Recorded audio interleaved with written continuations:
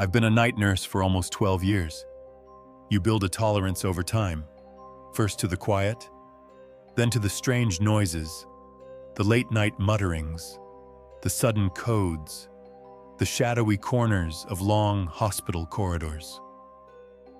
Eventually, you stop noticing the weird things altogether, or maybe you just start pretending not to notice them. But there was one night I can't explain away. No matter how much I try to rationalize it, it still sits with me like a cold weight on my chest. Back in 2021, I was working at hospital. It was late fall, temperatures were dropping fast, and the graveyard shifts were colder than usual. There was a man in room 542, Daniel Griggs, late 70s, brought in after a severe stroke. When he arrived, he was already unresponsive. No speech, no movement, just shallow breathing. He wasn't on life support, but he may as well have been. The doctors were honest about it. He wouldn't be waking up again. He was a permanent fixture on my rounds. Quiet, motionless, fading. I checked his vitals, kept his IV going, made sure he stayed warm. There was something strange about his room, though. It was always colder than the others. A heaviness hung in the air, like static before a storm. Sometimes, it felt like something unseen was in there with me, watching. But I kept doing my job. Nurses don't get the luxury of superstition. It was a Wednesday night, dead quiet. I remember the clock had just hit 1:57 a.m. I'd done my rounds. Everything was normal, but I had that feeling in my gut. The kind that makes you pause before opening a door. I brushed it off. Maybe I was overtired. Maybe it was just that damn chill in the air that never seemed to go away. When I walked into room 542, the cold hit me hard, like stepping into a walk-in freezer. My breath actually fogged a little, and my fingers tingled beneath my gloves. I pulled my sweater tighter around me, told myself it was the building's busted HVAC again. Daniel Griggs lay there, unmoving, just like always. The monitor beeped steadily, his chest rose in faint, shallow motions. I went over to check his IV line. As I leaned over him, I felt it, that prickle up the back of my neck, like someone was behind me, watching. I turned quickly. Nothing there, just the soft whir of machines and the faint hum of the hallway lights. I shook it off, but when I turned back, Daniel Griggs was sitting upright, not slowly, not groggily. One moment, he was still. The next, he was upright in bed, his eyes wide open, staring directly into mine. I couldn't move. My whole body froze in place. His lips parted, and his voice came out raw and dry, like it hadn't been used in years. "He's coming for me." That's all he said. Just those 4 words. I tried to speak, to ask who, to say what the hell is happening. But before I could even open my mouth, his eyes fluttered closed and he collapsed back onto the bed. The monitor didn't beep. He was still alive, still breathing, just back to how he was, like nothing had happened. I backed out of the room slowly, feeling sick to my stomach, every inch of me shaking. I tried to convince myself it was some kind of reflex, a neurological spasm, maybe a last burst of energy. I'd read about that. I wanted to believe that. But deep down, I knew that's not what I saw. Back at the nurses' station, I tried to act normal. One of the newer RNs, Jasmine, asked if I was okay. I laughed it off, said the cold was getting to me. But I was still rattled. That kind of fear doesn't just wear off. 10 minutes later, I told myself I needed to go back in there. Maybe I'd imagined it. Maybe my mind was playing tricks. I had to check on him again. if only to convince myself I was losing it. But when I opened the door to room 542, Daniel Griggs was gone. The bed was empty, sheets wrinkled, still warm. No call lights, no transfer notes, no late-night tests. Patients don't just vanish from locked hospital rooms.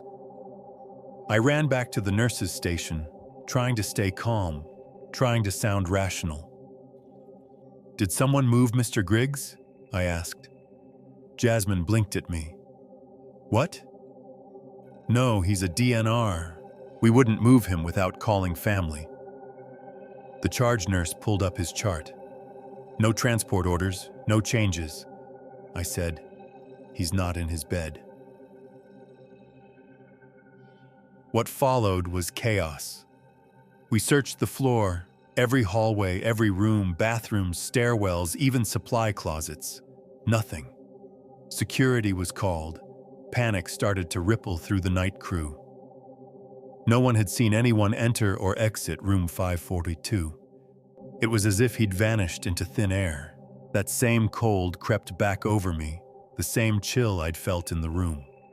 It soaked through my skin, made my teeth chatter, and I kept hearing it, over and over again. "He's coming for me." Someone finally had the sense to pull the security footage. We all huddled around the screen, breath held, nerves frayed. The guard scrolled back to around 2:10 a.m. There was Mr. Griggs, still lying in bed, alone. And then, a figure appeared at the doorway, a tall man in a dark coat, wide-brimmed hat. Couldn't see his face. He didn't walk. He glided, smooth, too smooth, like he wasn't even touching the floor. He entered the room, stood over the bed for a few seconds, then gently lifted Daniel Griggs into a wheelchair, already waiting in the corner. The man wheeled him out into the hallway. Not a single alarm went off. Not a single nurse passed him. No cameras caught them again after that moment. They were just gone. We contacted the police, filed a missing persons report. No staff could ID the man. No visitors had signed in. The footage gave us more questions than answers. Every single one of us felt it. There was something wrong with that moment. The calmness, the precision, the way the man moved. It wasn't normal. It wasn't human. But a few days later, the truth came out. The man was identified as Lucas Griggs, Daniel's son. He lived in a rural area outside Waynesville, North Carolina, about 45 miles west of Asheville. Police tracked him down to a remote farmhouse at the base of Cold Mountain. Daniel was inside, lying in a bed by the window, wrapped in a blanket, pale and quiet, but alive. He died 2 weeks later, with his son holding his hand. Lucas told the police it was a pact, something Daniel had made him promise years ago. "Don't let me die in a hospital." He'd always feared hospitals, said they were places where the soul gets trapped, where the dying don't rest. So Lucas came for him, quietly, without warning, without asking permission. And somehow Daniel knew, somehow even through a coma, he felt it. He's coming for me. That's what haunts me the most.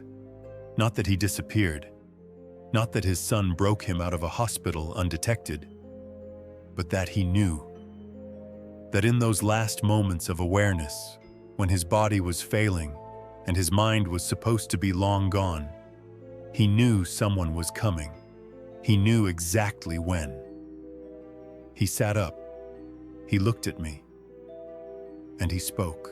And now, every time I walk down a quiet hallway, Every time I feel that sudden cold drift over my shoulder, I think of Daniel Griggs, and I wonder who else is waiting, who else knows.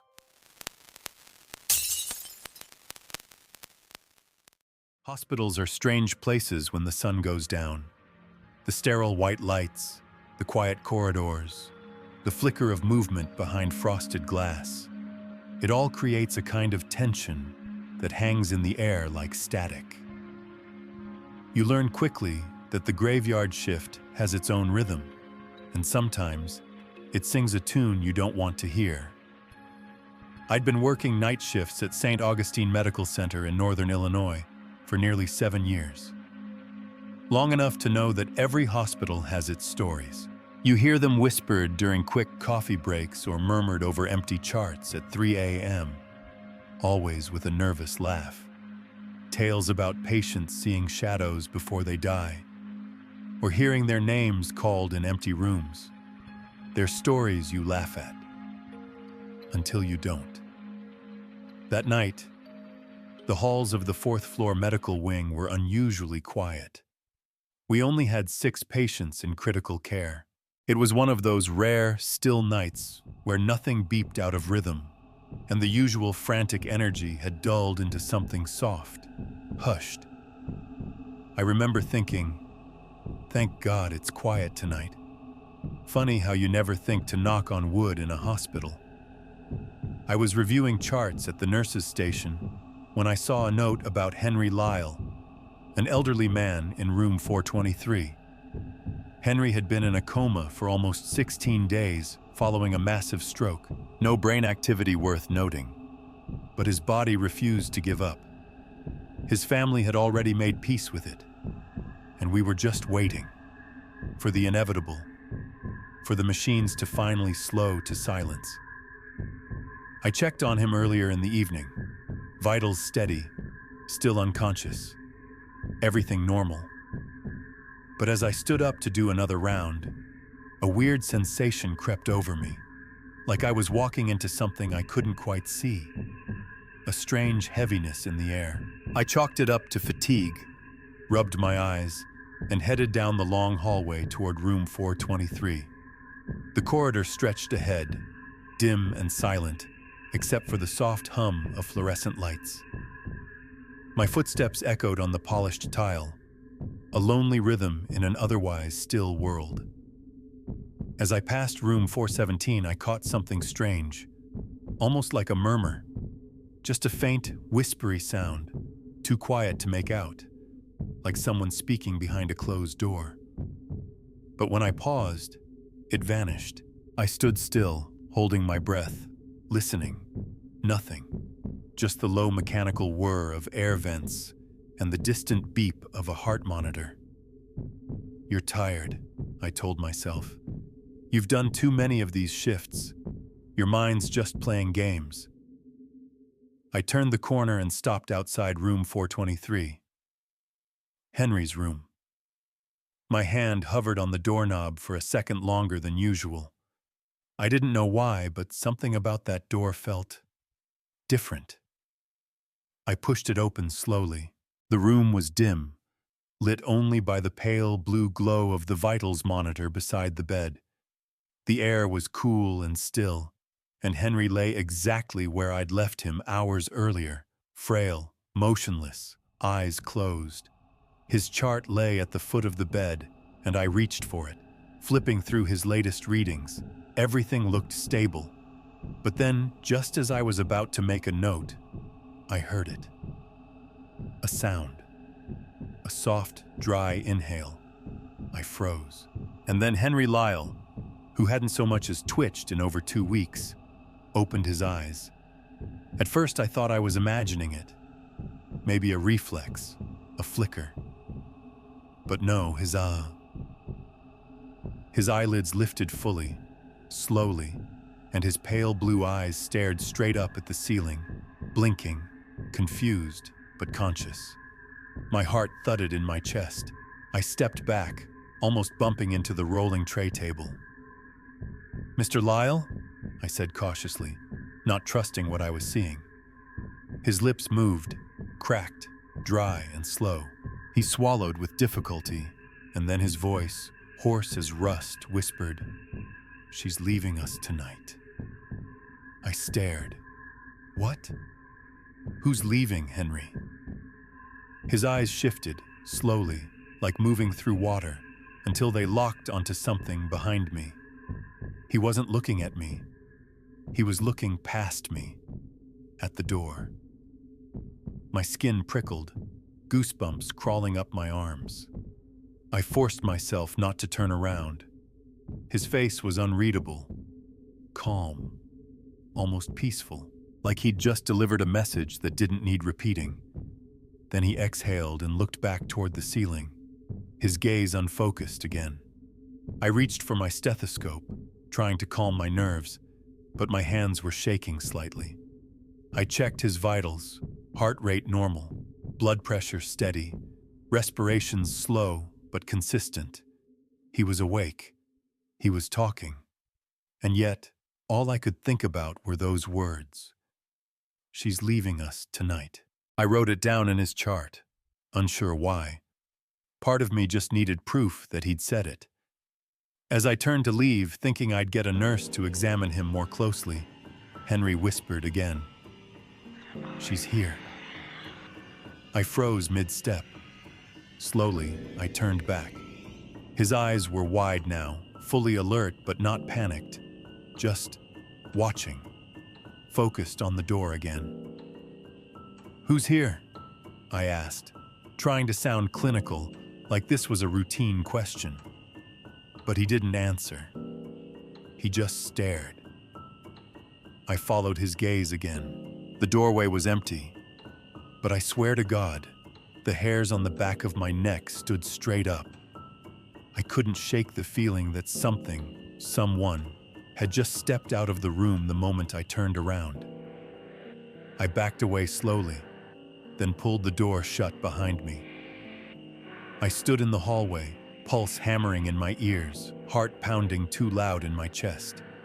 The air felt cold, too cold. I needed to talk to someone. I made my way back to the nurse's station, trying to shake the unease clinging to me like static. Every step felt slower than it should have. The lights in the hallway buzzed faintly above me, and I couldn't help but glance over my shoulder more than once. "Calm down," I told myself. "Patients sometimes come out of comas. It's rare, but it happens." But those words Henry said, there was something about them. The way he said it. Not confused. Not like someone coming out of a fog. He knew something. Or at least, he believed he did. When I got to the station, Kendra, the head night nurse, was going over the morning med schedule.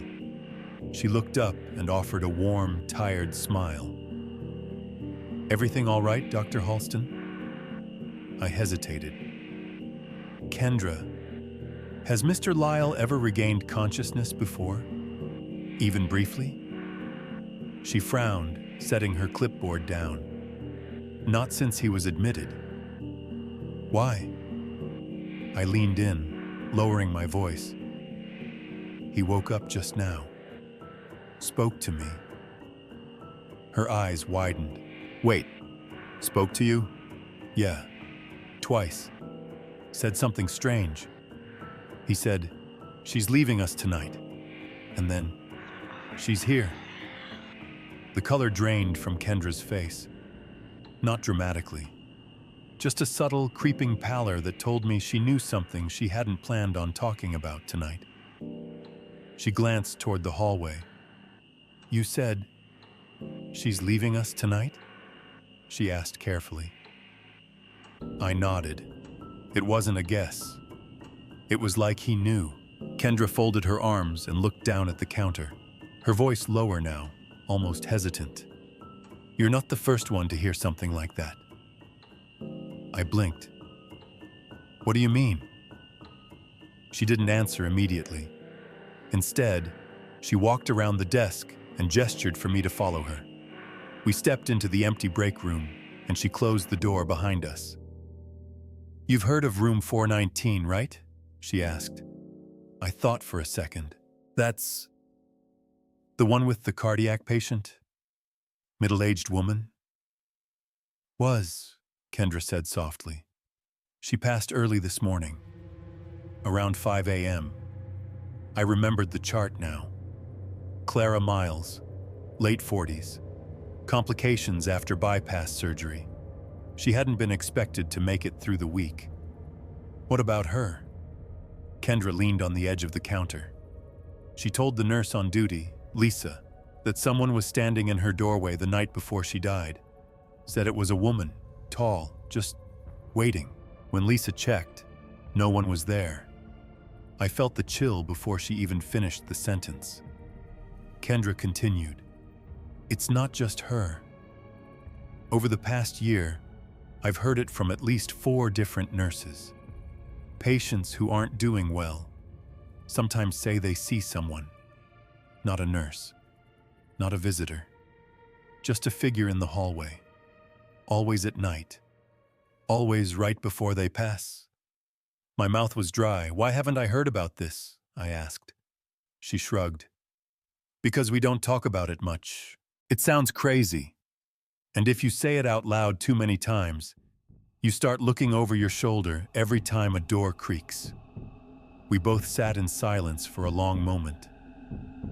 Finally, I said, "You think Henry was talking about the same thing?" Kendra didn't answer right away. When she did, her voice was quiet, almost resigned. "I think some people know when death is close, and I think some of them see her coming." I tried to go about the rest of my shift as usual, but something in me had shifted. The halls no longer felt familiar. Every corner seemed darker. Every shadow stretched just a little too far. It was like the building itself was holding its breath.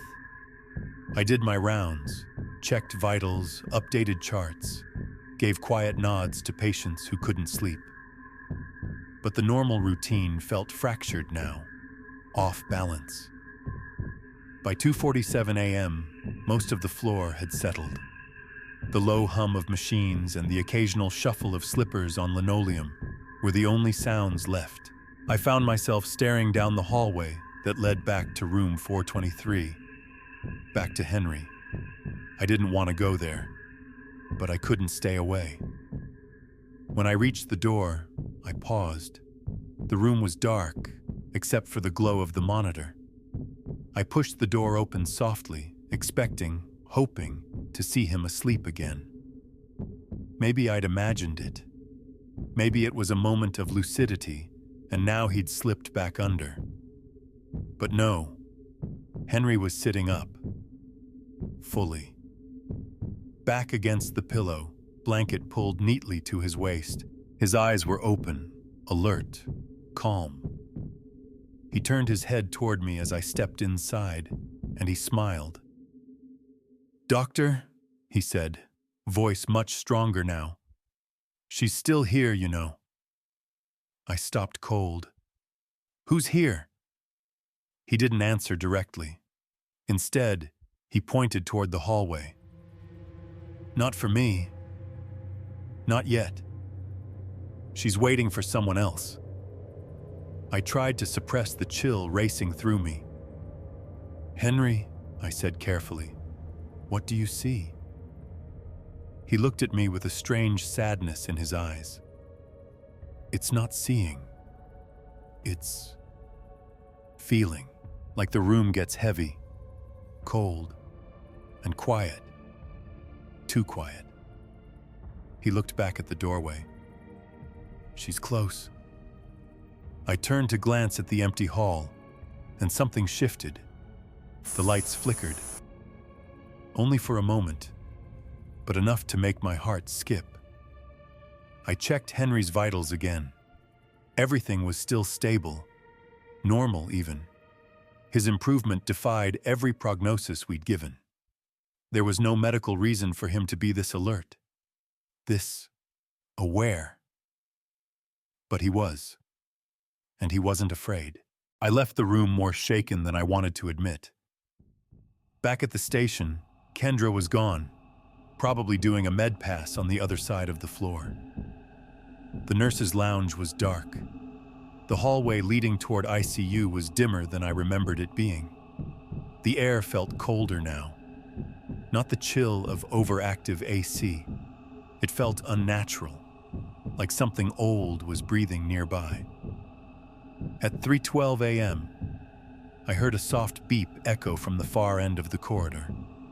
Not an alarm, just one short tone. I checked my pager. Nothing. I looked toward the ICU hall. Empty. Another beep, fainter, followed by what I swore sounded like a footstep. One single step. Then silence. I moved slowly down the corridor. Each step I took sounded too loud. The walls seemed to close in slightly, like the hallway had grown narrower since my last walkthrough. As I passed room 419, Clara Miles's room, I stopped. The door was cracked open. I knew it had been shut. The room was empty. She had passed away this morning. No patients had been moved in yet. I felt a pressure in my chest, like something unseen was standing just beyond the door, listening.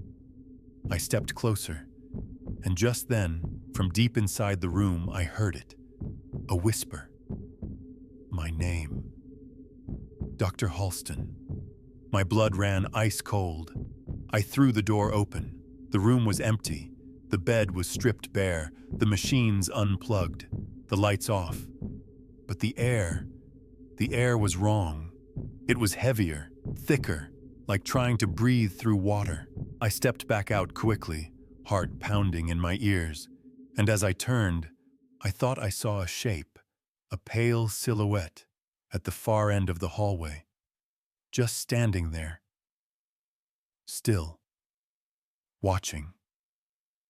But when I blinked, it was gone. I didn't go back to the nurse's station right away. Instead, I stood there, in the middle of that dim hallway, heart rattling like a drum inside my chest.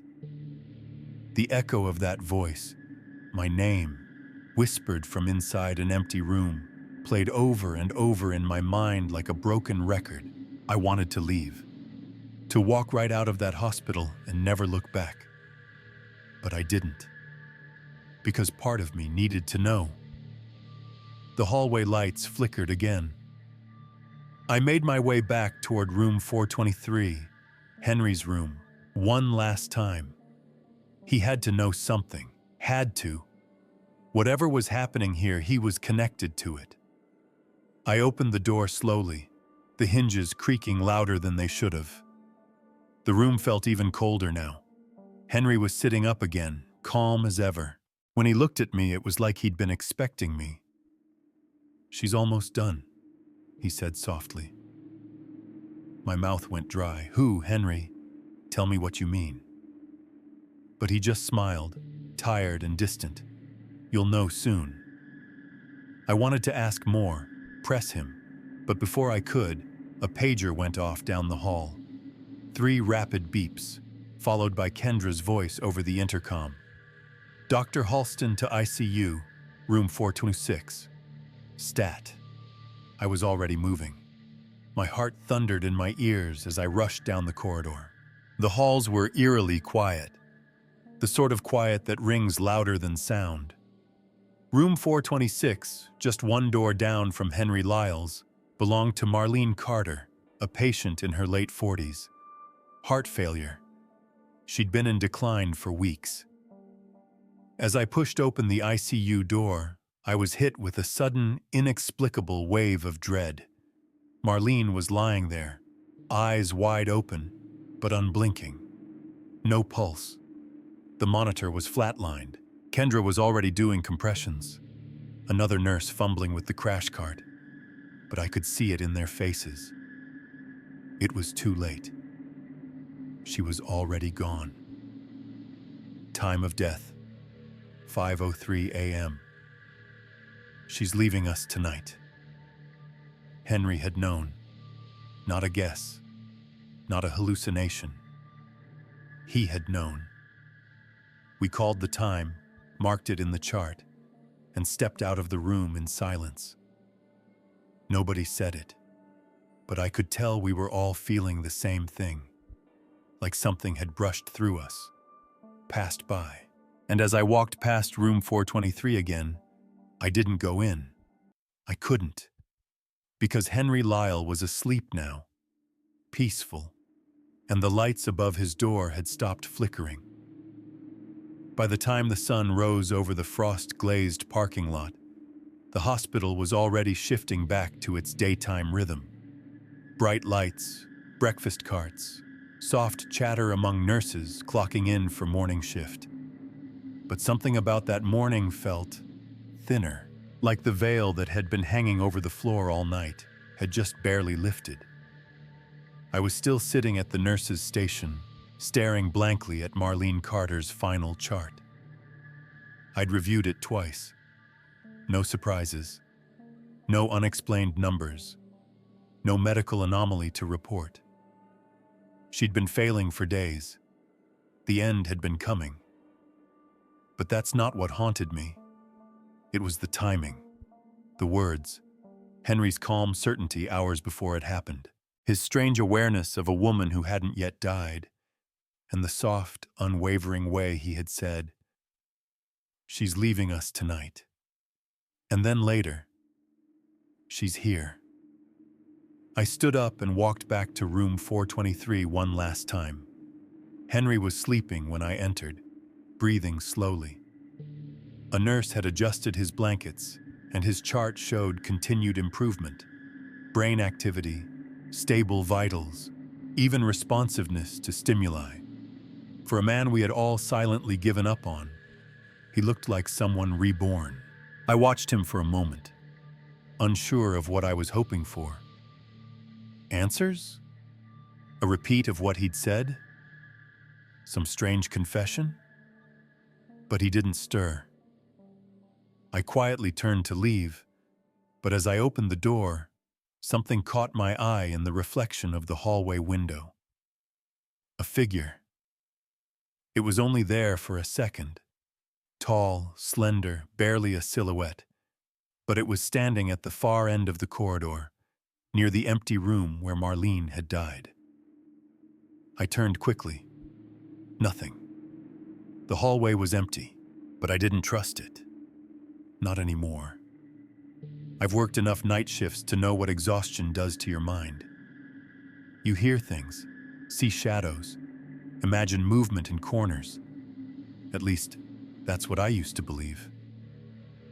Now I'm not so sure. They say death is a process, a fading away, a quiet slipping from one place into another.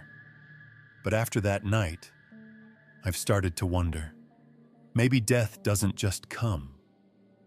Maybe she waits. Maybe, in those cold, early hours of the morning, when the halls are still and the air feels just a little too heavy, she walks, and if you're lucky, you'll never know she was there at all.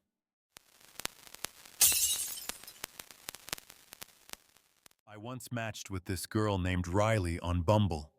She had this effortless, cool vibe. One of those girls who seems like she'd rather be at a dive bar with a pool table than a fancy wine place. Her profile said she was into urban exploring, horror movies, and weightlifting.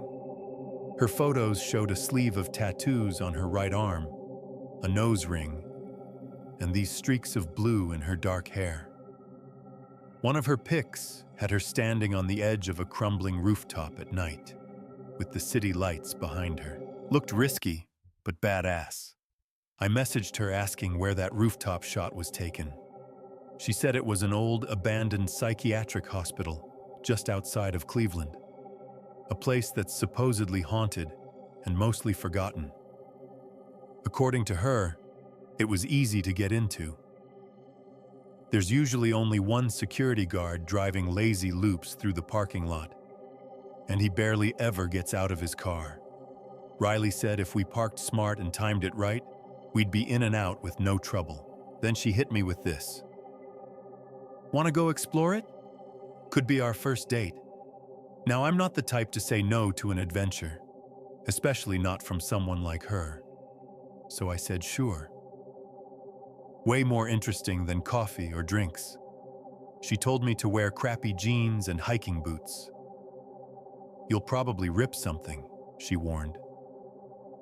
The night we went, it was drizzling.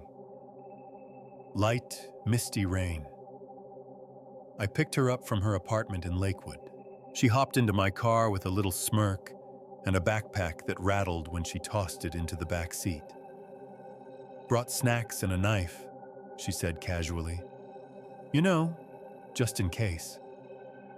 20 minutes later, we pulled up to this dead-end road lined with overgrown trees and thorny bushes. The hospital loomed in the distance, massive, rotting, and surrounded by an enormous, cracked parking lot, the kind where weeds grow through the asphalt. She pointed to a small gap in the bushes. Park here. Security never checks this side. We jogged through wet grass, hopped over a low metal barrier, and sprinted across the wide-open parking lot like we were in some kind of stealth video game. My heart was pounding, not from the run, but from the excitement, and maybe nerves. I was definitely a little scared, but I didn't want to show it. Riley led me to a broken basement window. Shards of glass were still around the edges, but someone had clearly been through before. There was a clear path. She climbed in first, sliding effortlessly through the gap, and I followed, catching my jeans on something sharp, just like she warned. Inside, it was pitch black. The only light came from our phone flashlights, which barely cut through the darkness. The air was thick, musty, smelled like wet concrete and decay. Riley moved like she knew exactly where to go. Her confidence was reassuring, but honestly, it made the place feel even more dangerous. Like she'd seen things here I hadn't. We took the stairs to the first floor. The walls were covered in graffiti, some of it weird, symbols and phrases that looked almost ritualistic. Old gurneys, broken chairs, and rusted cabinets were strewn around. I was already feeling uneasy. Riley talked a lot, loudly, telling me stories about the place, the rumors, how once she found a deer skeleton in the locker room. But I kept glancing around, anxious. Her voice echoed through the hallway like a siren. Then we both heard it. A door, somewhere down the hall, opening, closing. She froze mid-sentence. We turned off our lights immediately. The silence after was so heavy it made my ears ring. I whispered, "Do people come here often?" "Sometimes," she whispered back, "but not really." Then came a bang, louder, closer, something metal slamming against the wall or floor. We bolted. No lights, just running blind through darkness. I followed the sound of her boots slapping the floor, my breathing loud in my ears. We made it to the stairwell and flew up 2 flights, only turning our flashlights back on once we were sure nothing was behind us. Riley said it was probably just other explorers, but there were no other lights. Nobody walks around here without a flashlight unless they're trying not to be seen. A few seconds later, we heard footsteps echoing from the stairwell we just used. Someone was coming up, fast. Panic set in. My chest was tight. Riley grabbed my wrist and pulled me through another hallway, down what felt like a maze of twisting corridors and collapsed ceilings. My adrenaline was redlining. We reached this rooftop section, more like a broken-out terrace between 2 wings of the hospital. The rain had picked up, and the concrete was slick. We crouched there to catch our breath, both of us soaked, shivering, and listening. "I've never seen anyone follow like that," Riley muttered, almost to herself. After a few minutes, she led us back through another busted window into what looked like the building's rafters, wooden beams crisscrossing over a cavernous room below. The floor had collapsed in parts, and only a few narrow planks were walkable. She crossed first, light and sure-footed.